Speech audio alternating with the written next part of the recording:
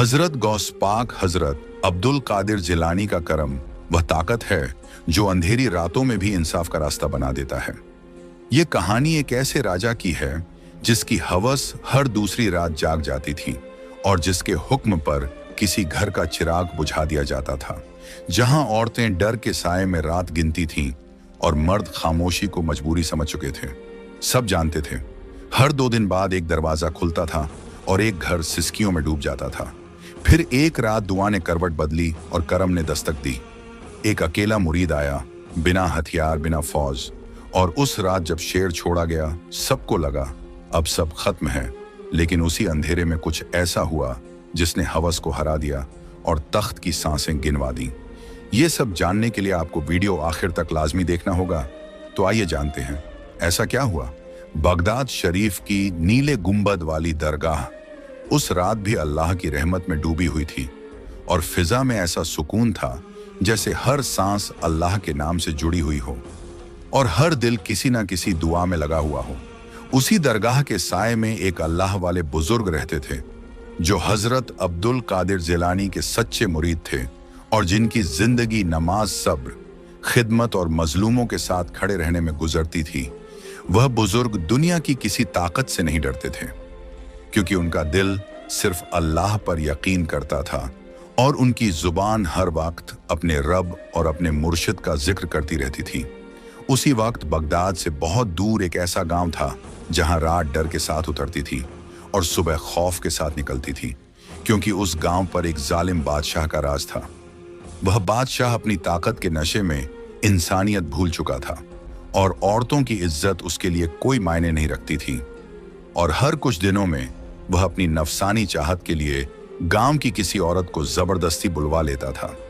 गांव के मर्द मजबूरी में चुप रहते थे क्योंकि उनके जिस्म पर मेहनत का बोझ था और दिल में अपने घरों का डर, और उनकी चुप्पी ही उनकी सजा बन चुकी थी। उसी गांव की एक औरत उस रात टूटे हुए दिल के साथ अपने घर के कोने में बैठी थी। उसकी आंखों से आंसू बह रहे थे, उसका बदन कांप रहा था और उसकी जुबान पर सिर्फ अल्लाह का नाम था। उस औरत ने सजदे में सिर रखकर कहा, ऐ मेरे रब, तू सब कुछ देख रहा है, तू हमारी इज्जत का रखवाला है, तू हमें इस जालिम से निजात दे दे।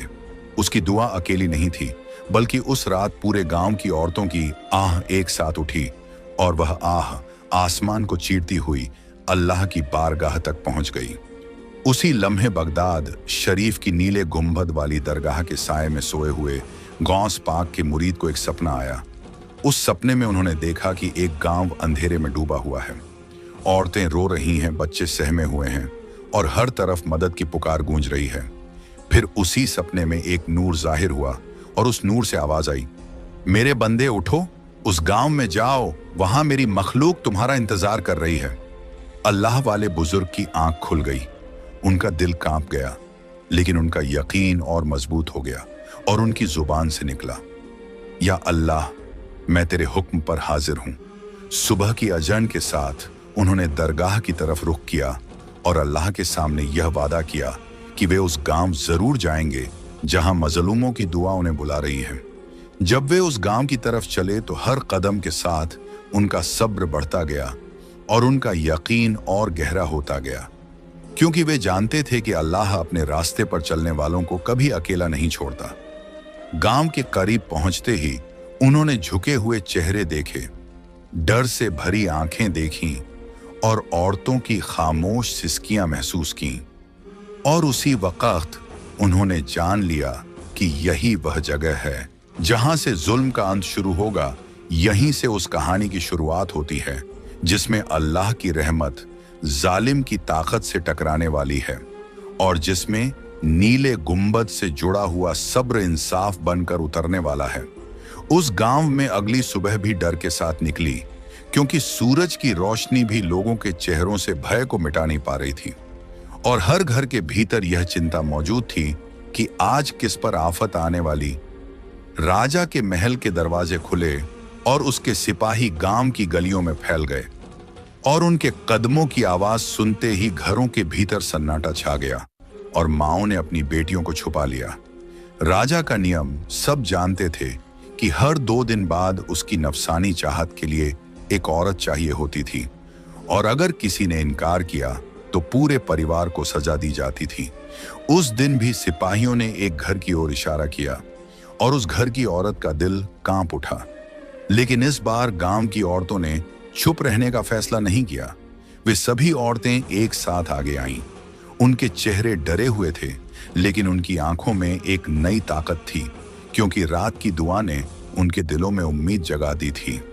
उन्होंने सिपाहियों से कहा कि अब और जुल्म नहीं सहा जाएगा और अगर उन्हें सजा भी मिले तो वे अल्लाह के सामने झुकेंगी, लेकिन किसी जालिम के सामने नहीं। सिपाही यह सुनकर हैरान रह गए, क्योंकि उन्होंने पहली बार औरतों को एक साथ खड़े देखा था और यह खबर तुरंत राजा तक पहुंचाई गई। राजा को जब यह बताया गया कि गांव की औरतें उसके हुक्म के खिलाफ खड़ी हो गई हैं, तो उसका गुस्सा आग की तरह भड़क उठा और उसने उसी वक्त सबको दरबार में बुलाने का हुक्म दे दिया। गांव के लोग डरते डरते महल की ओर चले और उनके बीच वह अल्लाह वाले बुजुर्ग भी थे, जो खामोशी से सब कुछ देख रहे थे और जिनका दिल अल्लाह पर पूरा भरोसा रखता था। दरबार में राजा अपने ऊंचे आसन पर बैठा था। उसकी आंखों में घमंड था और उसकी आवाज में कठोरता थी, और उसने गांव वालों को धमकाते हुए कहा कि जो मेरे हुक्म से बाहर जाएगा वह जिंदा नहीं बचेगा। तभी अल्लाह वाले बुजुर्ग आगे बढ़े और बहुत सुकून से बोले कि ताकत हमेशा रहने वाली नहीं होती और जुल्म करने वालों को एक दिन जवाब देना ही पड़ता है। दरबार में खामोशी छा गई, क्योंकि किसी ने पहली बार राजा के सामने इस तरह सच कहा था। और राजा ने घूरते हुए उस बुजुर्ग की ओर देखा। राजा ने पूछा कि तू कौन है जो मेरे सामने बोलने की हिम्मत कर रहा है?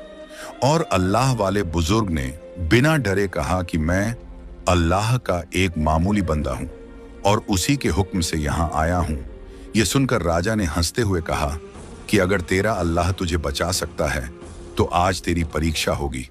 और यहीं से उस इम्तिहान की शुरुआत हुई जो पूरे गांव और राजा दोनों की किस्मत बदलने वाला था।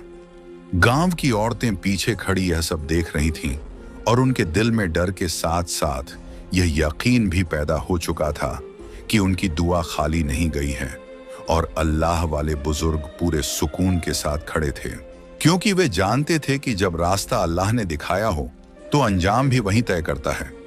यहीं पर राजा ने अपने पहले इम्तिहान का ऐलान किया और पूरे दरबार में सनसनी फैल गई। दरबार में राजा का ऐलान सुनते ही हर चेहरा सख्त हो गया, क्योंकि सब समझ चुके थे कि यह इम्तिहान किसी आम इंसान के बस का नहीं होगा और यह कि राजा अपनी ताकत दिखाने के लिए हर हद पार कर सकता है।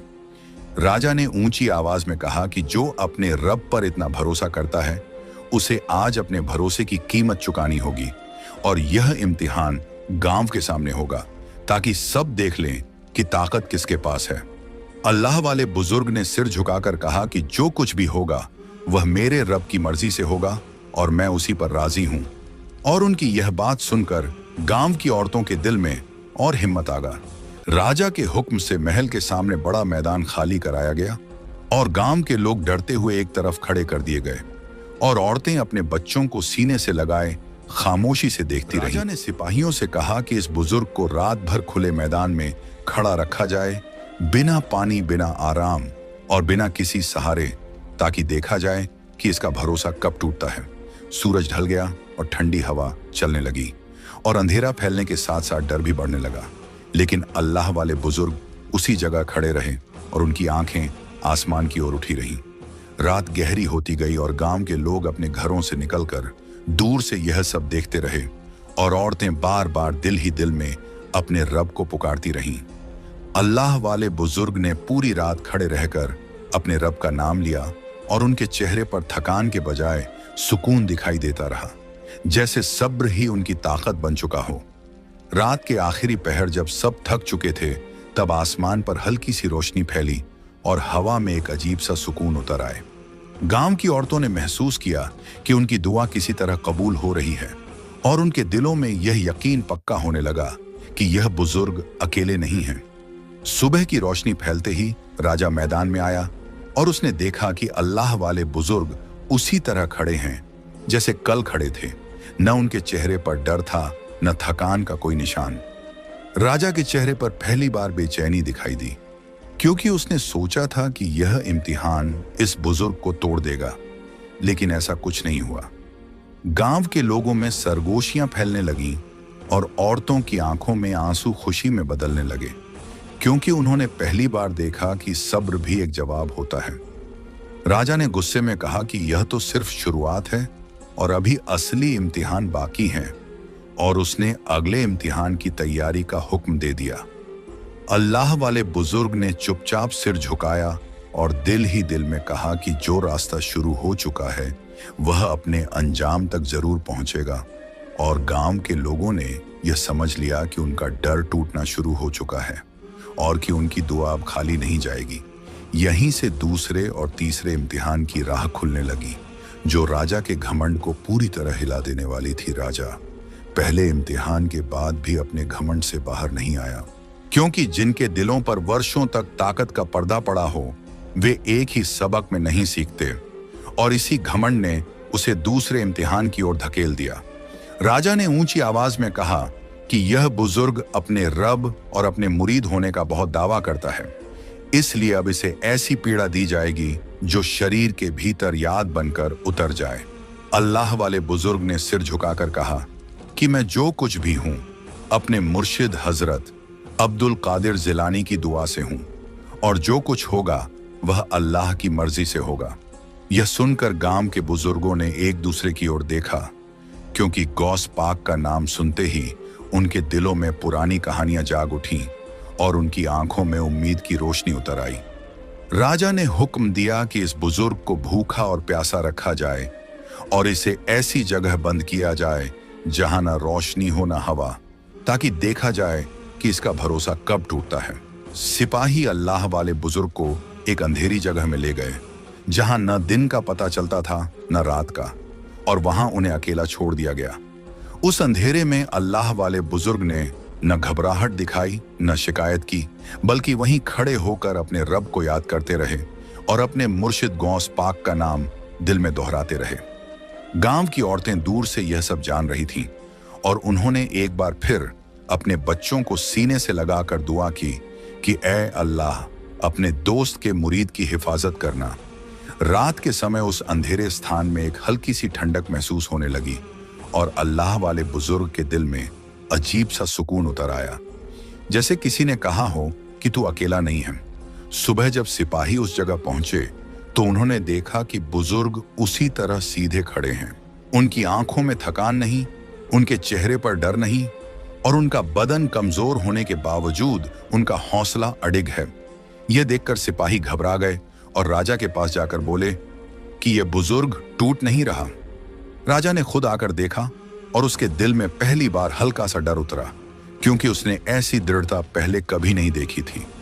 अल्लाह वाले बुजुर्ग ने बहुत शांत स्वर में कहा कि जो गौस पाक का मुरीद होता है उसे अल्लाह सब्र देता है, और सब्र ही हर ताकत से बड़ा होता है।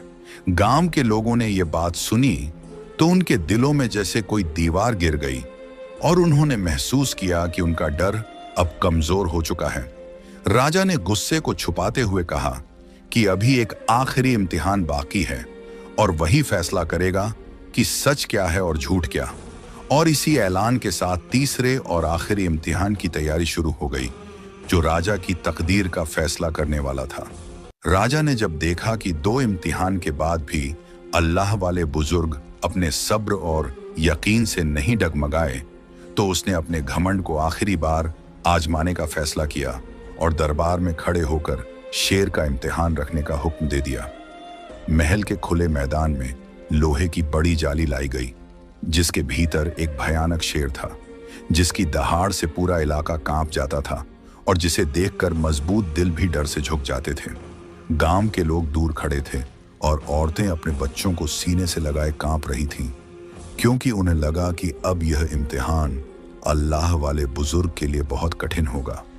अल्लाह वाले बुजुर्ग पूरे सुकून के साथ आगे बढ़े और उन्होंने दिल में अपने रब का नाम लिया और अपने मुर्शिद हजरत अब्दुल कादिर जिलानी का जिक्र किया और कहा कि मैं गौस पाक का मुरीद हूं और मेरा भरोसा सिर्फ अल्लाह पर है। जैसे ही जाली का दरवाजा खोला गया, शेर ने जोर से दहाड़ लगाई और उसकी आवाज से जमीन तक कांप गई। और राजा ने घमंड से मुस्कुराकर कहा कि अब देखा जाएगा कि यह मुरीद किसका सहारा लेता है। अल्लाह वाले बुजुर्ग बिना किसी डर के जाली के भीतर चले गए और उन्होंने शेर की तरफ देखा भी नहीं, बल्कि अपनी निगाह आसमान की ओर रखी और दिल में गौस पाक का नाम दोहराते रहे। उसी पल नीले गुंबद वाली दरगाह की ओर से एक तेज नूर उठा जो हवा को चीरता हुआ शेर की जाली तक पहुंचा और पूरे मैदान में सुकून फैल गया। शेर जो अभी तक दहाड़ रहा था अचानक ठिठक गया। उसके पंजे जमीन में जम गए और उसकी आंखों में वहशत के बजाय अजीब सी शांति उतर आई। धीरे धीरे शेर अल्लाह वाले बुजुर्ग के पास आया और सब लोग सांस रोके यह दृश्य देखते रहे, क्योंकि अब किसी को समझ नहीं आ रहा था कि आगे क्या होगा। अचानक वह शेर अल्लाह वाले बुजुर्ग के सामने झुक गया और उसने अपना सिर जमीन पर रख दिया और उसकी दहाड़ सदा में बदल गई। उस शेर के मुंह से ऐसी आवाज निकली जिसे सुनकर सब हैरान रह गए, क्योंकि वह आवाज थी गौस पाक जिंदाबाद। अल्लाह वाले बुजुर्ग ने शेर के सिर पर हाथ रखा और कहा कि जो अल्लाह के दोस्तों का अदब करता है उसे अल्लाह खुद महफूज रखता है। पूरा मैदान अल्लाह के नाम से गूंज उठा और गांव के लोगों की आंखों से आंसू बह निकले, क्योंकि उन्होंने अपनी आंखों से इंसाफ को उतरते हुए देख लिया था। राजा यह मंजर देखकर अपने आसन से नीचे उतर आया और उसका घमंड मिट्टी में मिल गया और वह अल्लाह वाले बुजुर्ग के सामने झुक गया। उसने कहा कि आज मुझे समझ आ गया कि ताकत शेर में नहीं बल्कि उस रब के दोस्तों में होती है जिनके सामने शेर भी सिर झुका देता है। अल्लाह वाले बुजुर्ग ने राजा को सिर्फ इतना कहा कि इंसाफ और इज्जत का रास्ता हमेशा झुकने से शुरू होता है।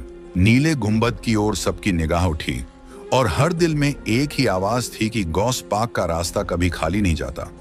यहीं पर उस कहानी का अंत हुआ जिसमें एक गांव को इंसाफ मिला और जिसमें यह साबित हुआ कि अल्लाह के दोस्तों के सामने वहशत भी अदब सीख लेती है। शेर के इम्तिहान के बाद जब पूरा मैदान सन्न रह गया और राजा का घमंड टूट चुका था, तब उसी रात राजा अपने महल के कक्ष में अकेला बैठा रहा और उसके दिल में अजीब सी बेचैनी उतरने लगी। राजा की सांसें भारी होने लगीं और उसके सीने में ऐसा बोझ महसूस हुआ जैसे वर्षों का किया हुआ अन्याय एक साथ उसके भीतर उतर आया हो। और उसकी आंखों के सामने बार बार वही दृश्य घूमने लगा जब शेर ने अल्लाह वाले बुजुर्ग के सामने सिर झुकाया था। रात गहरी होती गई और राजा की हालत बिगड़ती चली गई और उसका शरीर कांपने लगा और उसकी नींद उड़ गई, क्योंकि अब उसका मन पहली बार डर के बजाय पश्चाताप से भरा हुआ था। सुबह होते ही राजा उठ नहीं पाया और उसके हाथ पांव सुन्न पड़ने लगे और महल में हड़कंप मच गया, क्योंकि ताकतवर राजा पहली बार इतना कमजोर दिखाई दे रहा था। वैद्य बुलाए गए, औषधि लाई गई, हर उपाय किया गया, लेकिन किसी भी प्रयास से राजा को आराम नहीं मिला, क्योंकि यह बीमारी शरीर की नहीं बल्कि दिल की थी जो अन्याय के बोझ से पैदा हुई थी। उसी समय राजा को अल्लाह वाले बुजुर्ग की बातें याद आने लगी और उसे यह समझ में आने लगा कि जब दिल पत्थर बन जाए तो शरीर भी उसका बोझ सह नहीं पाता। राजा ने कांपती आवाज में अपने सेवकों से कहा कि उस अल्लाह वाले बुजुर्ग को बुलाया जाए जो हजरत अब्दुल कादिर जिलानी के मुरीद हैं, क्योंकि अब उसका दिल किसी और सहारे को स्वीकार करने के लिए तैयार नहीं था। अल्लाह वाले बुजुर्ग महल में आए और उन्होंने राजा की हालत देखी और उनके चेहरे पर कोई घमंड नहीं बल्कि सिर्फ रहमत और दुआ का भाव था। राजा की आंखों से आंसू बहने लगे और उसने धीमी आवाज में कहा कि अब मुझे समझ आ गया है कि ताकत से नहीं बल्कि न्याय और दुआ से दिल जिंदा रहते हैं। अल्लाह वाले बुजुर्ग ने अपने हाथ उठाए और कहा कि ऐ अल्लाह, अगर इस बंदे के दिल में सच्ची तौबा है तो इसे हल्का कर दे और इसे सही रास्ता दिखा दे। उसी पल राजा के दिल का बोझ कुछ हल्का हुआ और उसकी सांसों में थोड़ी राहत उतरी, क्योंकि जब दिल झुकता है तो रहमत रास्ता बना लेती है। राजा ने अपने भीतर पहली बार सुकून महसूस किया और उसने अपने मन में यह निश्चय किया कि वह अब किसी पर जुल्म नहीं करेगा और हर उस अन्याय को रोकेगा जो उसके नाम से हुआ था। नीले गुंबद की ओर राजा की निगाह उठी और उसके होंठों से निकला कि जिनके दर से रहमत आती है उनके सामने झुकना ही असली जीत है। महल के बाहर खड़े लोग यह सब सुन रहे थे और उनके दिलों में यह यकीन बैठ गया कि जब अल्लाह के दोस्त सामने आते हैं तो राजा भी बदल जाते हैं। यहीं पर राजा की बीमारी ने उसे तोड़ा नहीं बल्कि उसे झुका दिया, और उसी झुकाव से इंसाफ और सुधार की राह खुल गई। राजा की हालत उस रात के बाद और बिगड़ती चली गई, क्योंकि उसका शरीर नहीं बल्कि उसका ज़मीर टूट चुका था, और हर सांस के साथ उसे अपने किए हुए जुल्म याद आते रहे। महल की दीवारें जो कभी उसे ताकत का एहसास कराती थीं, अब उसे कवैद लगने लगीं, और उसका दिल हर पल किसी सहारे की तलाश में भटकता रहा। आखिरकार राजा ने अपने सेवकों से कहा कि उसे नीले गुंबद वाली दरगाह तक ले जाया जाए, क्योंकि अब उसका दिल किसी और दर पर सुकून पाने को तैयार नहीं था। जब राजा को उस दरगाह के सामने लाया गया तो उसकी आंखों से आंसू बहने लगे और उसका सिर अपने आप झुक गया, क्योंकि जहां अल्लाह के दोस्त जुड़े होते हैं वहां घमंड टिक नहीं पाता। अल्लाह वाले बुजुर्ग जो हजरत अब्दुल कादिर जिलानी के सच्चे मुरीद थे, राजा के साथ खड़े थे, और उनके चेहरे पर कोई विजय का भाव नहीं बल्कि सिर्फ दुआ और रहमत थी। राजा ने कांपती आवाज में कहा कि मैं मान गया कि ताकत तलवार में नहीं होती बल्कि उन दिलों में होती है जो अल्लाह से जुड़े होते हैं और जिनके सामने शेर भी झुक जाता है। उसने नीले गुंबद की ओर देखकर कहा कि अगर मेरी तौबा सच्ची है तो मेरा बोझ हल्का कर दिया जाए। कुछ ही दिनों बाद राजा की सांसें कमजोर होती चली गईं और उसका शरीर इस दुनिया से विदा होने लगा, लेकिन इस बार उसके चेहरे पर डर नहीं बल्कि अजीब सा सुकून था। उसकी मौत जुल्म की हार थी और इंसाफ की जीत थी, और यह गवाही थी कि जो अल्लाह के दोस्तों के सामने झुक जाए उसका अंजाम डर नहीं बल्कि राहत होता है। राजा के जाने के बाद गांव में कोई सिपाही नहीं रहा, कोई जबरदस्ती नहीं रही। औरतों की आंखों से डर उतर गया और बच्चों की हंसी लौट आई। अल्लाह वाले बुजुर्ग ने गांव के लोगों से कहा कि याद रखना, जब भी जुल्म बढ़े तो दुआ सबसे पहली ताकत बनती है, और जब दुआ सच्ची हो तो अल्लाह अपने बंदों को भेजता है। नीले गुंबद से उठती रोशनी आज भी यह पैगाम देती है कि गौस पाक का रास्ता सब्र, इंसाफ और रहमत का रास्ता है, और जो इस रास्ते पर चलता है वह कभी अकेला नहीं रहता। गांव के लोग उस दिन के बाद हर नमाज में अल्लाह का शुक्र अदा करते रहे और अपने बच्चों को यह कहानी सुनाते रहे कि कैसे एक मुरीद की सच्चाई ने जुल्म को झुका दिया। और यही इस कहानी का आखिरी सच है कि दुनिया की कोई ताकत अल्लाह की रहमत और उसके दोस्तों के सामने टिक नहीं सकती। दोस्तों, आपको यह कहानी कैसी लगी हमें कमेंट बॉक्स में ज़रूर बताइए, और अगर आप इस कहानी को आखिर तक देख रहे हैं तो ये भी ज़रूर लिखिए कि आपने ये कहानी पूरी देखी है, क्योंकि आपके कमेंट ही हमारी मेहनत का हौसला बनते हैं और आगे ऐसी ही कहानियां लाने की ताकत देते हैं।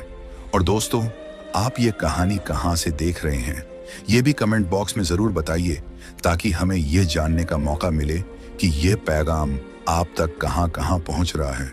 हमारा नाम गौसपाक का करम है और हम दिल से दुआ करते हैं कि हजरत गौसपाक का करम आप सब पर हमेशा बना रहे और अल्लाह आप सबकी हिफाजत करे।